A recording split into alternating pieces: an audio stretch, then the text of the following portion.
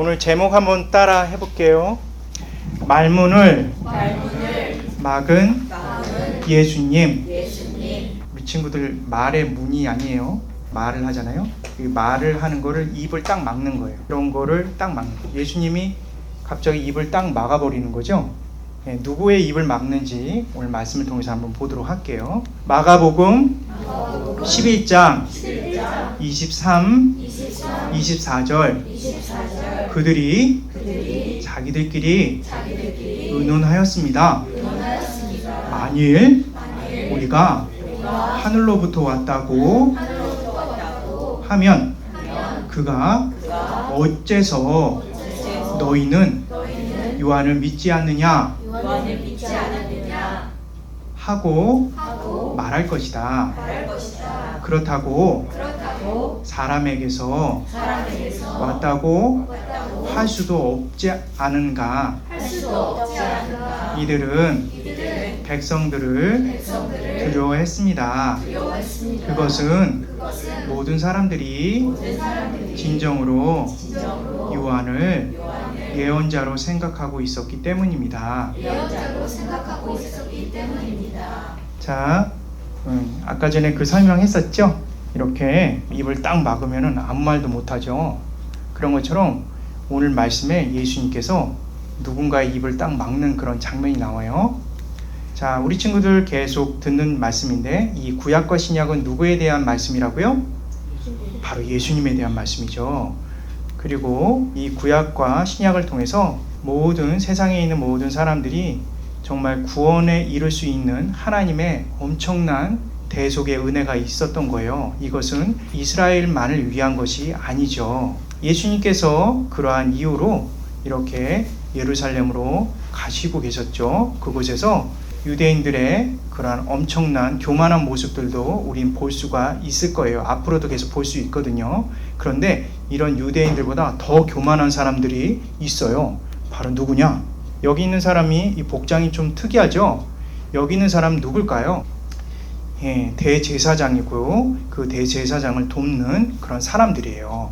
이 사람들은 일반 사람들보다 훨씬 더 존경을 받았을 뿐만 아니라 더 마음이 꼿꼿해서 하나님의 말씀보다 자신의 말이 더 위에 있는 사람들이었어요. 이 사람들의 입을 이렇게 막으신 거예요. 누가? 바로 예수님이. 자, 그럼 지금부터 시작하도록 할게요.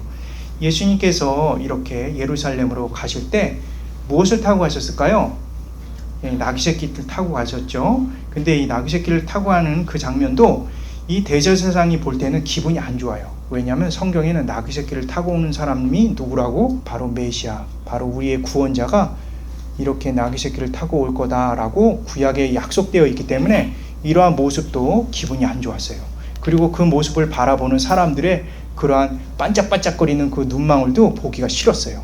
그리고 더 그런 것은 바로 예수님이 성전 앞에서 있는 이 모습, 그리고 성전에 이렇게 판매하는 이 모습을 예수님께서 크게 야단치시고 다 들러 엎으시고 막 사람들 내쫓고 이런 것도 정말 마음에 안 들었어요. 그래서 이걸로 인해서 지금 큰 손해를 본 거예요. 돈으로도 손해를 봤고 이런 것들로 판매되지 못했기 때문에 큰 손해를 본 거예요.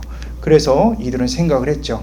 이번 기회에 확실히 예수님을 없앨 생각을 해야지. 어떻게 없앨까? 막 이렇게 곰곰이 생각을 하고 있었던 거죠. 예수님께서는 성전으로 이렇게 지나가실 때도 이렇게 많은 사람들이 이렇게 따라가고 있었어요. 좋아, 이 기회를 놓쳐서는 안 돼. 그리고선 가서 예수님께 얘기를 했어요. 대체 당신이 무슨 권한으로 이렇게 성전을 들어 엎을 수가 있습니까? 이렇게 얘기를 한 거예요. 이 성전은 하나님의 성전인데 당신이 그럴 수가 있어요? 이렇게 얘기를 한 거죠. 그때 예수님께서 그런 말씀하셨어요. 그럼 나도 질문을 하겠다. 이게 누굴까요? 세례 요한이죠.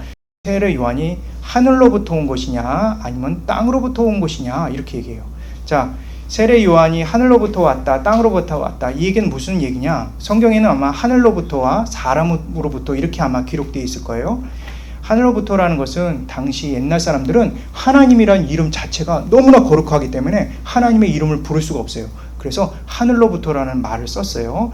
그래서 하늘로부터라고 하면 하나님으로부터구나 그렇게 이해하면 돼요. 그리고 사람으로부터 온 거냐 이 얘기는 이 사람이 활동했던 모든 활동이 하나님의 명령에 따른 것이냐 아니면 사람 자기 스스로 생각에 의한 것이냐 이렇게 질문을 한 거였어요. 당시 세례요한은 어땠느냐? 세례요한은 정말 인기가 최고였어요. 세례요한이 가는 그곳에 많은 사람들이 이렇게 몰려왔어요. 이렇게 우리 친구들 이렇게 한 컷 한 컷 넘길 때마다 이렇게 사람들 표정을 보세요. 이렇게 뭔가 열심히 따라오려는 그런 표정 보이죠? 근데 이러한 세례 요한이 또 어떤 일을 했냐? 예수님을 또 안수한 일도 했고 또 사람들 많이 이렇게 세례를 주는 일도 했었어요. 그래서 이 무리들 중에서는 제사장들과 바리새인들과 서기관들 그리고 헤롯 왕들도 이 세례 요한한테 세례를 주세요 하고 찾아온 일도 많았었어요. 뿐만 아니에요. 이 세례 요한은 그 높고 그 힘이 막강한 헤롯이 나쁜 짓을 할 때 이렇게 당신 그건 죄악이야 했었던 사람이었어요. 헤롯이 동생의 아내를 뺏어서 자기 아내로 삼는 그 부분은 성경에 정말 악한 그런 부분인데 그 부분을 정확하게 지적을 한 거예요. 그리고 그걸로 인해서 이렇게 헤로디아라고 딸이 이렇게 생일날 춤을 추고 그 다음에 이렇게 세례 요한을 죽여주세요 하고 이렇게 죽었어요. 너무나 허무하게 죽죠. 그렇지만 사람들은 이렇게 허무하게 죽었지만 세례 요한이야말로 정말 대단한 사람이다 이렇게 생각을 했어요. 오히려 죽고 나서도 사람들에게 엄청난 인기를 갖고 있었던 것이 바로 세례 요한이었던 거예요. 이런 세례 요한을 사람으로부터 온 것이다 라고 얘기를 할 수 있을까요 없을까요? 이거는 진짜 하나님으로부터 오지 않고는 불가능한 일이라는 것을 여기 있는 대제사장들도 알고 있었어요.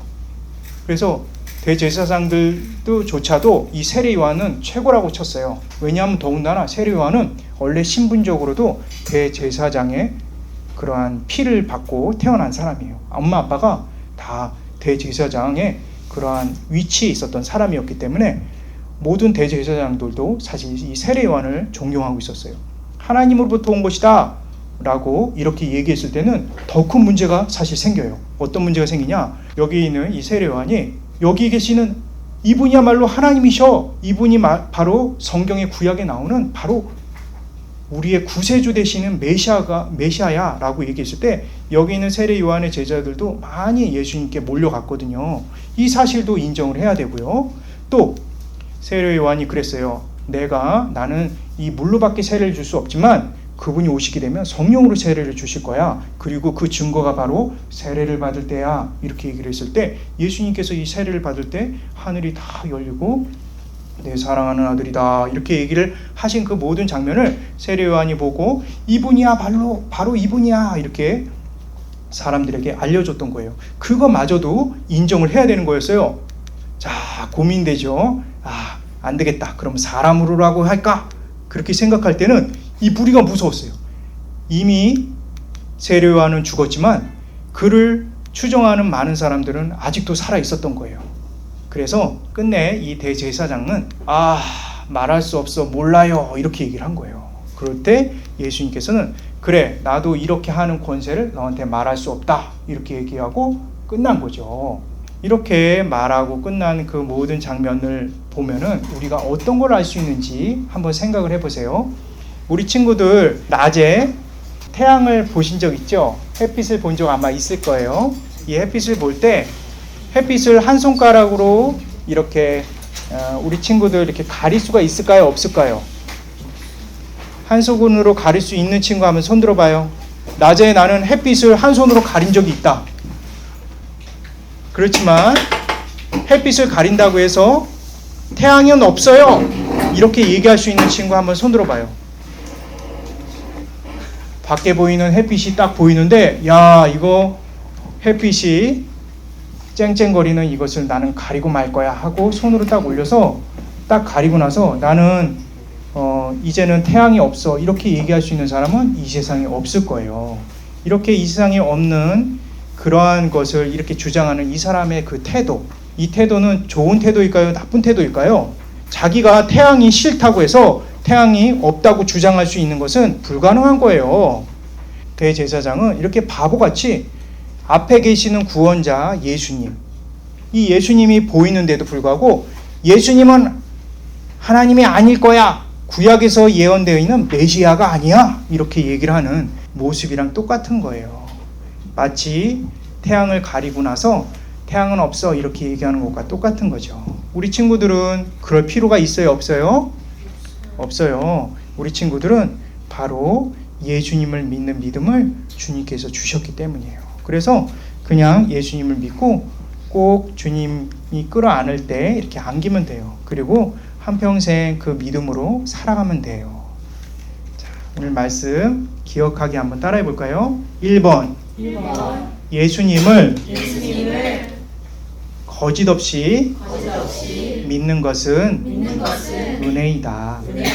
우리 친구들이 예수님 말씀 거짓말이야 이렇게 생각하는 것이 아니라 예수님 말씀은 다 진실이야. 그거는 true야. 그거는 절대로 사실이야 라고 믿는 그 자체가 사실은 커다란 은혜인 거예요.